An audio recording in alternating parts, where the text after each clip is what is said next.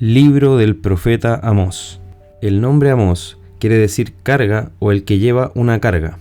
Amós era un pastor de Tecoa, al sur de Belén, reino del sur, aunque el Señor lo llamó a ministrar en el norte. Y lo hizo durante los días de los reyes Usías en el sur y Jeroboam II en el norte. Y su ministerio entonces se ubicó entre los años 760 y 755 a.C. Vemos que el tema de este libro es el juicio por los pecados sociales y religiosos de este pueblo. Y el propósito era advertir a la nación sobre el inminente juicio a causa entonces del abuso y la negligencia con los privilegios del pacto que el Señor les había dado. Amós profetizó en un contexto de decadencia moral, social y religiosa, a pesar de que se trataba de un tiempo de relativa paz en términos militares y de prosperidad material. Eso había llevado a algunos a tener riqueza, poder e influencia que estaban ocupando para abusar de otros, pero al ver que tenían prosperidad material se sentían entonces bien en cuanto a su relación con Dios y no reprendidos en cuanto a su pecado. Ellos pensaban que estaban aprobados delante de Dios, pero el Señor envió a Amós para exponer los pecados sociales y religiosos de este pueblo y para advertirles entonces sobre el inminente juicio que vendría sobre ellos, dado que ellos no se arrepintieron de sus pecados. Aproximadamente 40 años después del ministerio de Amós, que fue paralelo al de Isaías, vino el juicio de Dios sobre la nación del norte. Amós nos muestra que el plan redentor de Dios continuaba en marcha hacia el cumplimiento cierto de lo que Amós señaló. Habría un tiempo en el que tanto gentiles como judíos iban a disfrutar de las bendiciones del reino de Cristo, lo que vemos en el capítulo 9. Entonces, en el capítulo 1 vemos que el Señor comienza rugiendo como un león desde Sión, decretando juicio a las naciones de Siria, Filistea, Tiro, Edom, Amón y Moab, todas ellas enemigas históricas de su pueblo.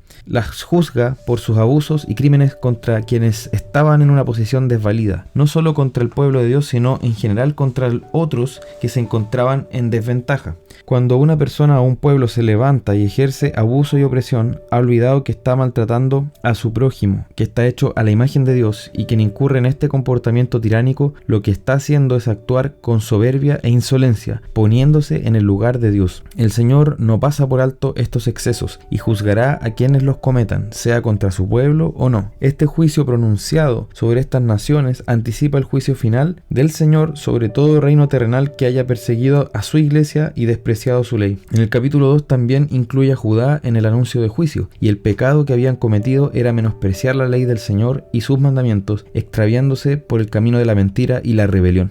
Tener en poco la palabra del Señor es un crimen gravísimo de donde nacen todas las demás rebeliones, y de eso no puede esperarse otra cosa que un desastre. Por otra parte, en el reino del norte, que era llamado Israel, abundaba la opresión económica, la explotación y despojo de quienes tenían riquezas y poder sobre los más pobres, así como inmoralidades sexuales terribles. Israel no quería escuchar la palabra de Dios, haciendo callar a los profetas y tentando a los consagrados a que dejaran sus votos que habían hecho al Señor. El juicio del Señor vendría sobre ellos y no tendrían forma de evitarlo. El capítulo 3 nos muestra que el Señor escogió a este pueblo para que le fueran un pueblo apartado, una nación especial, pero ellos se habían entregado a la desobediencia. Aún así, el Señor tiene misericordia de ellos y no tendría por qué hacerlo, pero Él advierte sobre la venida del juicio para que haya un espacio para el arrepentimiento. Y para esa advertencia usa a los profetas. Vemos que ese testimonio ha quedado registrado en la Escritura, donde tenemos la palabra profética más segura. Hoy debemos atender a ella para ver las consecuencias de nuestro pecado, para conocer la voluntad de Dios, ver las advertencias de juicio y también las promesas de misericordia a quien se apoya en Él. Aprendemos aquí entonces que si viene un mal a la ciudad, el Señor lo ha traído con algún propósito especial, que debemos descubrir en oración y meditación de la Escritura. En su juicio, el Señor destruiría la confianza idolátrica de este pueblo en las riquezas y se preocuparía de derribar sus ídolos. Tengamos cuidado en nuestras propias vidas de no poner nuestro amor en los bienes de este mundo y de no abusar de quienes están en alguna posición desvalida respecto de la nuestra. Recordemos que el Señor es vengador de estas cosas. En el capítulo 4 vemos que el Señor se dirige a las mujeres acomodadas de Samaria llamándolas vacas de Basán. Esto porque esa localidad era conocida por sus buenos pastos. Entonces, tal como las vacas de Basán se alimentaban de los mejores pastos, así también las mujeres de Samaria estaban acostumbradas a una vida de abundancia material y presionaban a sus esposos, o señores como son llamados aquí, para que les mantuvieran ese estatus, incluso a costa de los más desvalidos. Sin embargo, el juicio del Señor vendría sobre ellas y serían llevadas cautivas a otro otro lugar. Luego, el Señor les manda con ironía a que sigan ofreciendo sus adoraciones torcidas en contra de lo que Él ordena. Con esto destaca lo inaceptable de sus prácticas religiosas. Desde que se dividió el reino del norte, Israel, había creado un culto idolátrico impulsado por Jeroboam, el primer rey del norte. Él había levantado becerros de oro para impedir que los israelitas fueran al sur a adorar al templo, temiendo que se pudieran quedar en Judá.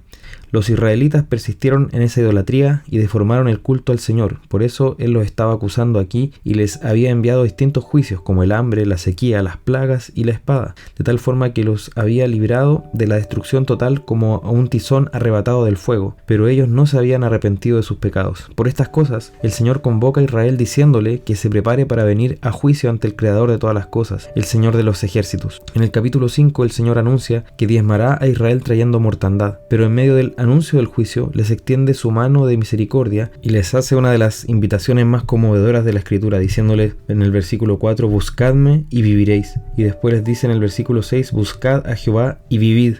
Lo llamaba así a volverse de corazón al Todopoderoso Creador, que hizo las constelaciones, el día y la noche, y eso se traducía en que debían enmendar su pecado buscando lo bueno y no lo malo, combatiendo la idolatría, la corrupción y la injusticia que se habían instalado en medio de ellos. Este pueblo parecía creer que Dios estaba con ellos, pero lo cierto es que Él aborrecía sus ofrendas, sus reuniones y sus alabanzas. Esa es la situación más trágica en la que podemos estar. Creer que estamos agradando a Dios cuando en realidad Él desprecia lo que hacemos. Es el autoengaño de la decadencia espiritual. Esto nos enseña que no basta reunirnos en el nombre de Dios. Debemos también, sobre todo, disponer nuestros corazones a Él en arrepentimiento y despojarnos de nuestros ídolos. Si abrigamos el pecado en nuestro corazón y abrazamos a nuestros ídolos, no podemos esperar que nuestras reuniones y nuestra adoración agraden al Dios que hizo todas las cosas. El capítulo 6 nos muestra a los nobles de Samaria que se habían acomodado en sus placeres materiales, que estaban llenos de lujos y prosperidad. Sin embargo, Dios estaba lejos de ellos y aborrecía toda esa abundancia económica. Muchos hoy creen que la prosperidad material es signo de la aprobación de Dios, pero si nos hemos apartado del Señor, esa prosperidad no es más que un antecedente adicional para que el Señor nos juzgue por idolatrar las riquezas. Él aborrece la opulencia y el lujo de quienes se creen ricos por tener posesiones, pero en realidad son miserables ante Dios, llenos de inmundicia y maldad.